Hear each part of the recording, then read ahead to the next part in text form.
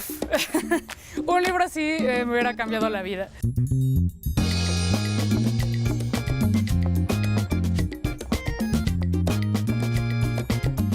El libro lo pensamos para niñas y adolescentes porque, insisto, son a quienes más se les ha negado y se les sigue negando la información. Pero es un libro para todas las edades, para hombres también. Los comentarios que hemos recibido de chavas de nuestra edad o mayores ha sido también, además del ojalá lo hubiera tenido cuando era niña, también aprendí muchísimo nosotras mientras hacíamos el libro. Aprendimos mucho y nos dimos cuenta de muchas cosas. Y además hay que decir que es un libro muy, muy atractivo, muy divertido. Las ilustraciones de Antonella son alucinantes. Está lleno de chistes, de memes, tiene glitter, tiene estampitas. Es un libro soñado visualmente. Incluso si nada más estás interesada en el diseño y la ilustración, es un libro que debes tener.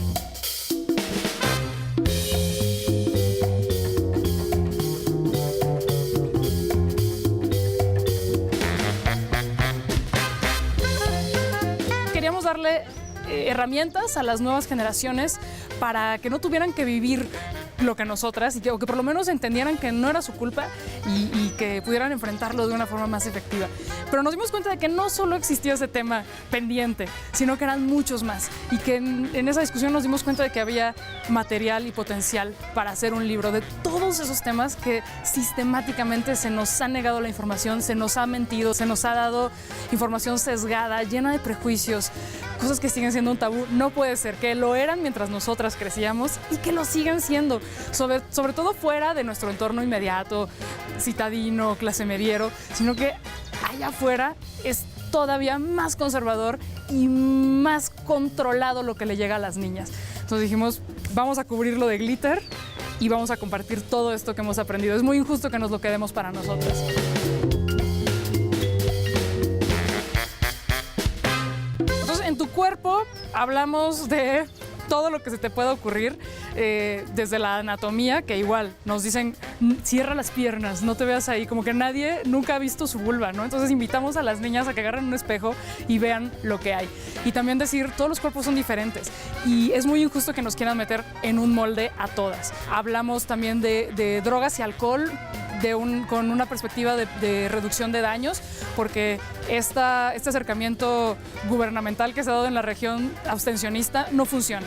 Si decides consumir, lo vas a hacer, y el chiste es que lo hagas informada y de forma responsable. Hablamos de salud mental, que es un tema que no se habla en la región, entonces nada más te dicen, ay, esfuérzate y se te quita, no pasa nada, no estés triste. Oye, pero deberíamos tener derecho a un diagnóstico y a un tratamiento acertado, científico, no atravesado por la moral. Hablamos de la friend zone, hablamos del mito de la virginidad. O sea, en la friend zone, no le debes una relación ni sexo absolutamente a nadie. Hablamos del mito de la virginidad, que es un constructo social, no existe, nos lo inventaron para controlar nuestra sexualidad.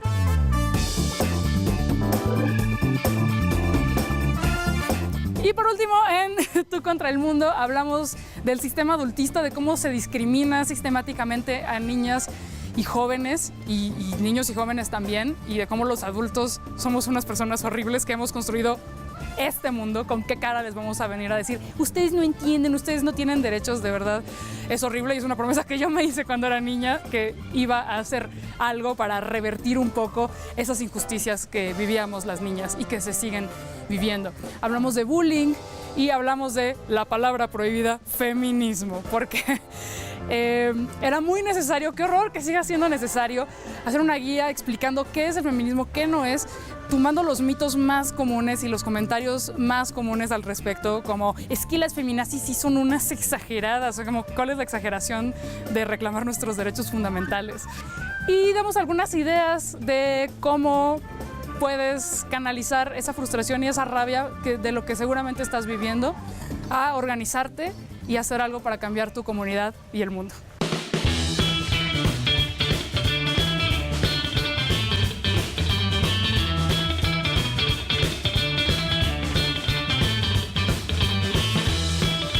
De verdad, hay datos que mientras lo hacíamos se volteó la editorial de es que esto, ¿por qué nadie lo sabía? y el fact-checking así de ¿qué? Es que no puede ser que esto no lo supiéramos. Estoy segura de que seas quien seas, vas a encontrar datos valiosos. Y también hay información de la que sí, cosas de las que sí se nos habla en la escuela, en los medios, como drogas o métodos anticonceptivos. Pero lo importante del libro creemos que es el punto de vista libre de estigmas y sin estar atravesado como por la moral y el querer ser condescendientes y adoctrinadoras.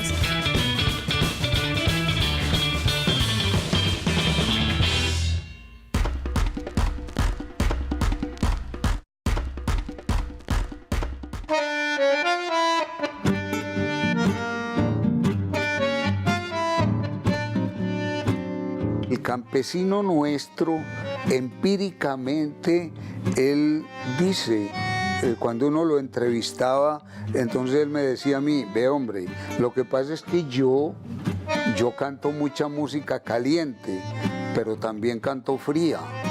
¿Y a qué se refería el campesino? La música caliente de nuestro campesino es la que llamamos música parrandera paisa. Pero cuando él dice también interpreto música fría, ahí se refiere a esto que hoy llaman música popular, que es una música de despecho, es una música cuando él está triste, cuando él está emproblemado con su pareja o tiene problemas de cualquier índole. Entonces el campesino hace una música que ya no la hace como la parrandera paisa, que la parrandera paisa la hacía en ritmo de paseo, de merengue, de paseadito, de baile bravo, de pasillo fiestero, de todo eso. Esta otra, la fría, el campesino nuestro ya la hace en ritmo de ranchera, de corrido, la hace también como un bambuco, como un bolero, como un pasillo lento, en fin, valses son muchos los que se utilizan en esta parte fría que dice nuestro campesino. Pero esta sangrante herida que dejas con tu partida, la curaré con licor. Normalmente en Colombia desde siempre el ejercicio de ir a escuchar música de manera gregaria con amigos o con más gente en tabernas, bares de pueblos, etcétera, siempre ha tenido como un componente adicional el beber, por ejemplo. La música popular siempre fue relacionada con el despecho, con el llanto, con el licor, con esa traga. En ese sentido, digamos, las escuchas del colombiano tienen mucho que ver con sus estados de ánimo. En particular, la música popular, lo que en otros momentos de nuestra historia hemos llamado música guasca, música carrilera o guascarrilera directamente, es una música muy apropiada justamente para ahogar las penas. Guasca es un término despectivo que se le dio a nuestra música popular, ¿cierto? Por ser una música ordinaria, una música sin unos cánones técnicos de escritura ni nada, sino una música que llegara al pueblo fácilmente. Darío, en mi persona, le pusimos música popular nosotros mismos y ya los medios de comunicación se encargaron de irle dando el nombre, por no llamarle carrilera, por no llamarle música campesina, qué sé yo. Ese será tu castigo.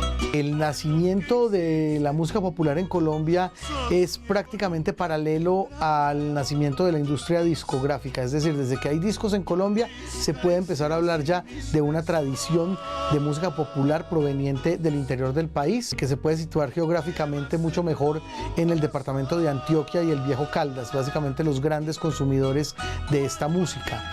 Quizás el primero en Colombia que trabajó, digamos, la música popular y que la llevó al papel pautado fue Pedro Morales Pino, a fines del siglo XIX, quien conformó la famosa lira colombiana. Y a él se le debe precisamente que la música se empiece a llevar a la partitura. Aunque él no tuvo la oportunidad de grabar, pero sí le enseñó, digamos, a sus discípulos y a todas las demás generaciones a que la música había que conservarla.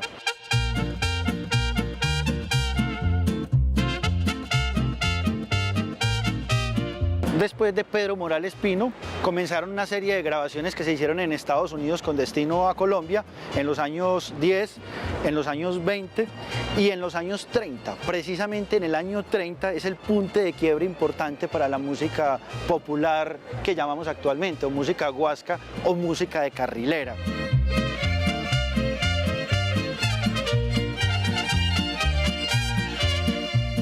En Bogotá el centralismo nuestro ha sido bastante acentuado, y entonces en Bogotá, ¿qué era lo que se quería? Digamos, el bambuco, el pasillo, la danza, o sea, los aires, digamos, de la zona andina, pero ya este tipo de músicas que eran un poco más foráneas, un poco más alejadas, digamos, de las grandes capitales, era más música de los pueblos, era música mirada despectivamente, precisamente por eso, porque los que la interpretaban no habían estudiado en conservatorios, porque los que la componían no eran compositores que tuvieran alguna trayectoria y algún conocimiento o digamos una herencia musical, porque también eso se miraba mucho. En ese tiempo todas las casas disqueras importantes de Colombia quedaban aquí en Medellín.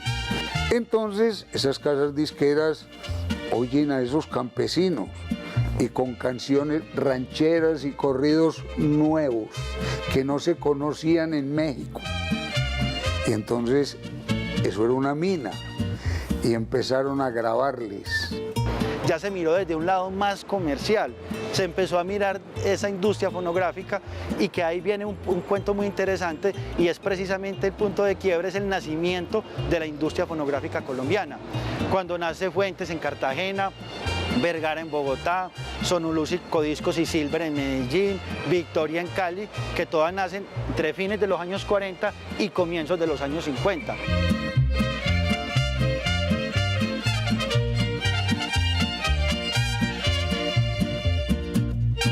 La música popular y la música guasca, como la quieran llamar, no era muy bien vista.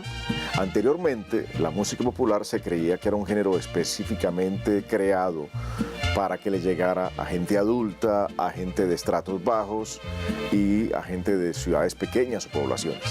Era música vedada, y era tan vedada que, por ejemplo, Sonolux, cuando llegaba Víctor Hugo Ayala, Alberto Granados, Alberto Osorio, cuando llegaba Lucho Ramírez, todos esos grandes cantantes que hubo aquí de la élite, grababan en Sonolux.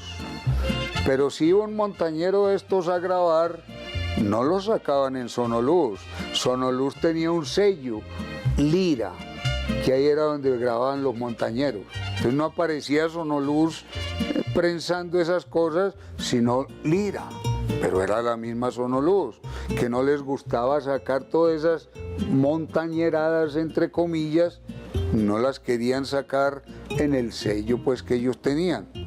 Lo mismo sucedió, por ejemplo, con cierta filial de Discos Victoria, dedicada única y exclusivamente a la grabación de gente tan importante como Luis Alberto Posada, como los Relicarios, que también fueron de estos pioneros, ahí comandados por José Muñoz, que es un hombre que hoy tiene 88 años y sigue siendo la cabeza, pues, el frontman de los Relicarios, entre muchísimas agrupaciones.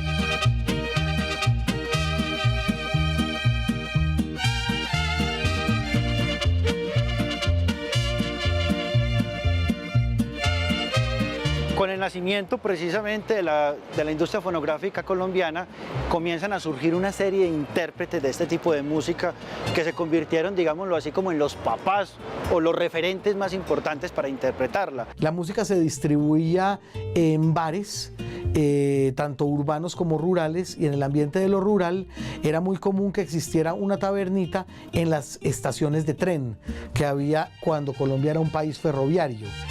Cuando eso sucedía, en las estaciones de tren había siempre una suerte de espera para los pasajeros, y esa espera la pasaban normalmente saliendo del tren, yendo al bar, tomándose alguito, luego volviendo a entrar al tren, etc. Mientras hacían toda esa vuelta, escuchaban una y otra vez esa música que estaba circulando por ahí. Entonces la gente decía que había estado escuchando música en la carrilera.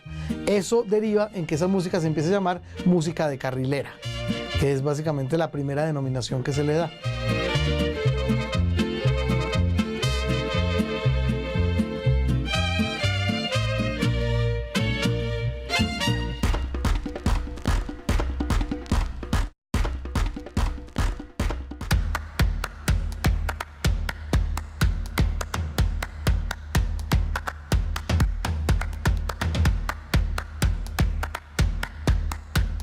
La teoría dice hay que proteger el medio ambiente, pero en el comportamiento diario nadie lo hace.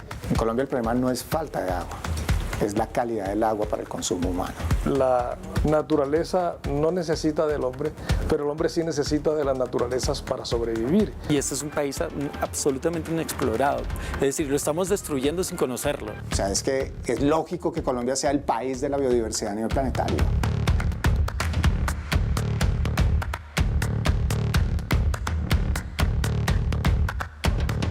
Colombia es un país realmente en términos de biodiversidad y de diversidad incluso cultural único. Tenemos que tener en cuenta que nosotros vivimos en un país megadiverso. ¿Esto qué significa? Que pocos países en el mundo cuentan con la diversidad ecosistémica que tenemos nosotros. Somos un país que somos una veleidad en biodiversidad, somos el primero en aves, uno de los más importantes en anfibios, plantas vasculares número 1. Además de esto, somos el primer país con más vertebrados, sin hablar de toda la riqueza hídrica que contamos. Estamos en el país donde por área tenemos la mayor cantidad de especies de plantas y animales. En nuestras fronteras albergamos casi todos los ecosistemas en el mundo y con menos del 1% del territorio terrestre tenemos 1 de cada 10 especies conocidas a nivel mundial. Es un país donde converge la Amazonía, que cuando uno piensa en la Amazonía, ¿qué piensa? En vida, en diversidad, el Chocó biogeográfico, el área con mayor cantidad de lluvia por año en el planeta. Tienes los Andes, pero además los Andes que se bifurcan en grandes cordilleras. Tienes la Orinoquía y tienes el Caribe. Tienes unas grandes regiones biogeográficas.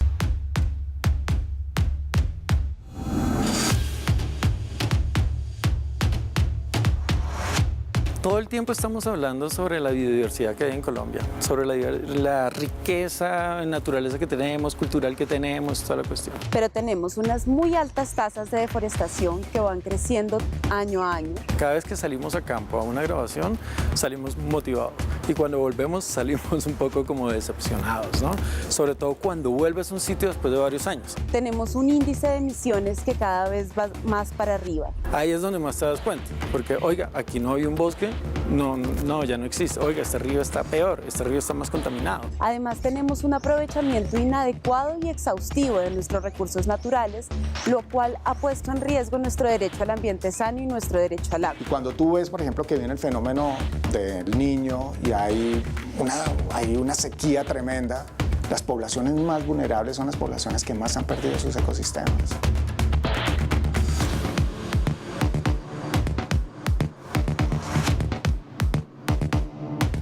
Los ríos son como las venas del ser humano, ¿no? Y la sangre corriendo, ahí va.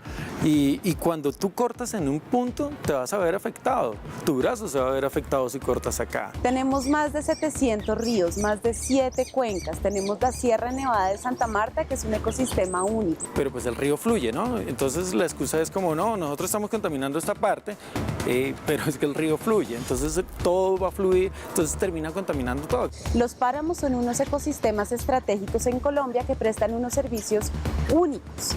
Aproximadamente entre los 3.100 y los 4.000 metros sobre el nivel del mar de altura, estos ecosistemas son lo que llamamos sumideros de carbono, es decir, que captan el carbono atmosférico y nos ayudan a mitigar los efectos del cambio climático. Somos el país más rico en páramos y no lo entendemos ni siquiera lo que significa ser tan rico en páramos, ¿no? La riqueza de agua que tenemos es absolutamente brutal y no lo estamos protegiendo. En Colombia los páramos son aproximadamente el 2% de nuestro territorio y además de eso abastecen al 70% de la población colombiana con agua. Pero a pesar de eso tenemos actividades extractivas, tenemos conflictos de los usos del suelo y problemas ambientales que cada vez se van desbordando. Para mí el gran problema ambiental del país son intereses particulares particulares que lo llevamos a una dimensión multinacional también, ¿no? Entonces aquí yo necesito más extensiones para la ganadería y pues suerte a todo el mundo, ¿no? Aquí necesito construir una hidroeléctrica, suerte a todo el mundo. Aquí necesito hacer una minería, suerte a todo el mundo. En el entorno cercano todos también somos abusivos, todos también dentro del terreno que dominamos, que son nuestras decisiones cotidianas, pues nos comportamos como un tirano, matando cuando no es necesario, abusando cuando podemos, no respetando las diferencias, maltratando a los débiles. Todo lo que uno podría achacarle a las causas de una sociedad injusta, las está haciendo en su pequeño entorno familiar y cercano. El caso de las corridas de toros. ¿Cómo se va a imaginar un animal como un toro de 400, 450, 500 kilos siendo torturado para divertimiento del ser humano? Nos saltamos todo eso simplemente porque no entendemos o no ponemos en contexto que estamos abusando de nuestro poder. No sé, es un tema de egoísmo total.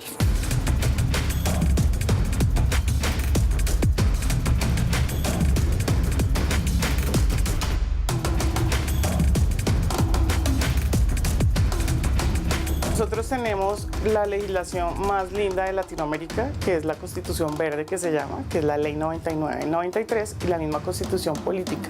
Que tiene más de 80 artículos que mencionan el ambiente, la naturaleza y la necesidad de protección, y es el Estado el garante de nuestros derechos. Colombia recientemente tiene una muy interesante legislación con respecto al impuesto al carbono, que da la opción o de pagar el impuesto o de hacer carbono neutralización.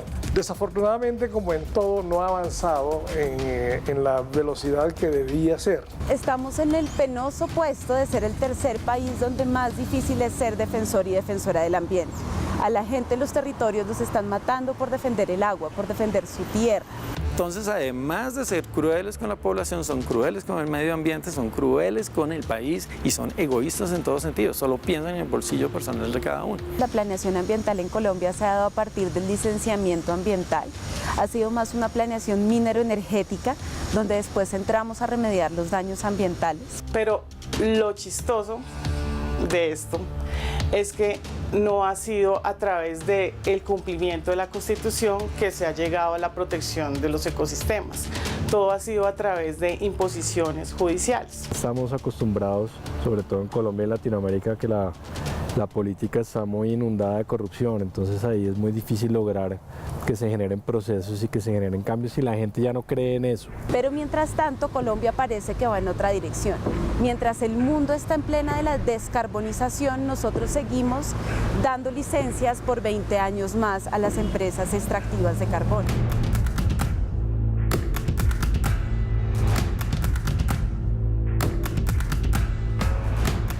Vamos atrás del nivel de los problemas, pero en algunos hemos tratado de llegar a algunas cosas. Y va a llegar un punto donde no vas a poder resarcir todos los daños que estás haciendo. Gran parte del tema de la lluvia ácida global fue resuelto.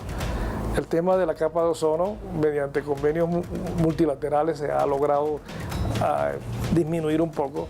En octubre del 2018, el IPCC, que es el panel intergubernamental de expertos sobre el cambio climático, emitió un informe con una alerta urgente. Nos dijo, miren, desde 2030 hasta 2052 se va a elevar 1,5 grados la temperatura y esto va a cambiar todos los ecosistemas. Esta variabilidad climática impacta tanto a los nevados que abastecen los acueductos como el nivel del mar e insta a los estados a tomar acciones urgentes. Desafortunadamente el tema de cambio climático no ha avanzado a la velocidad que se propuso en los primeros inicios de la Convención del 92, de la COP, por diferentes circunstancias geopolíticas. Significa que en 15 años, si nosotros no tomamos acciones urgentes, vamos a llegar a un punto de no retorno. Los impactos acumulativos en ambiental significa que cada vez que tú vas haciendo algo vas acumulando impactos, vas acumulando, vas acumulando.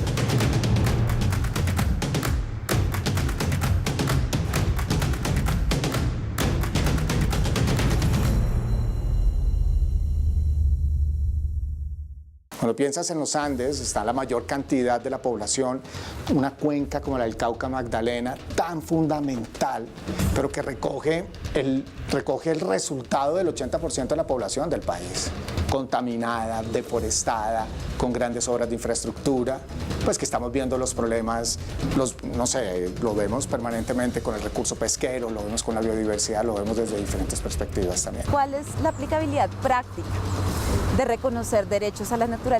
Es importante reconocer que no solo los humanos tenemos derechos, porque no solo nosotros somos objeto de protección, sino que la naturaleza es parte de la vida. Yo sí creo que aquí hace falta ese trabajo de entender los problemas ambientales como un problema de la sociedad que debe integrar a muchos otros sectores y que debe movilizar esa capacidad de forma rápida y oportuna.